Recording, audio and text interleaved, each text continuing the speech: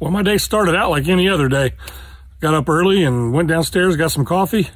Down in the basement I went to answer emails and just take a quick look at things, and had an email from my landowner that said, we're selling the property, you're gonna have to move out. We've been leasing this property, leasing access to this property for 2 years, getting ready for our 3rd year, and I finally had it figured out. But that's part of leasing access. It's not a great part. In fact, it sucks. You can see behind me here, I've spent the morning pulling stands, and I was not expecting to do that, but that's okay. I want to thank the landowner. I will send him an email thanking him for allowing us access. I've been able to hunt this now for 2 years with my grandsons, my son-in-law, and a couple buddies, and it's a great piece of property. So I appreciate the fact that we were able to enter a relationship that was beneficial to both of us.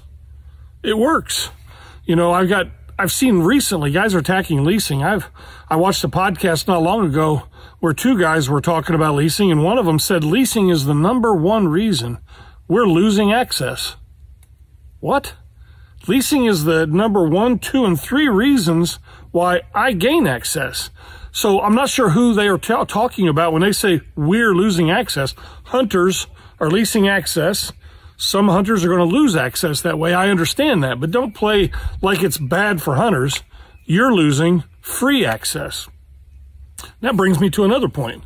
These same hunters that bash leasing, that don't really understand how affordable, how safe, how enjoyable it can really be, are happy to pay Remington, Under Armour, Big Game, Matthews, all of these companies that are taking your money. They're providing a great product, don't get me wrong, but they're taking the money, and that's profit. They're making money from that, when all along you should be compensating your landowner, who is simply recouping some of their costs, operational costs, insurance costs, maintenance, taxes, the mortgage itself. They're simply trying to recoup a part of what they're paying for you to have access. And then you get guys that show up and with, you know, new weapons, new everything, all the gadgets, and say it's becoming pay to play. Hell, it's always been pay to play. You're just paying the wrong people. You're paying big companies instead of paying a landowner who wants to just keep the land and farm it like it was intended. Move your landowner to the top of the list, man, not the bottom of the list. What are you thinking? And lastly, I keep talking about this one podcast. They had a guest on that said the average blue-collar guy is being priced out of hunting. Man, that is bullshit. First of all, what's average about a blue-collar guy? Huh? Before I started working with the American Hunting Lease Association, I was a Indianapolis firefighter.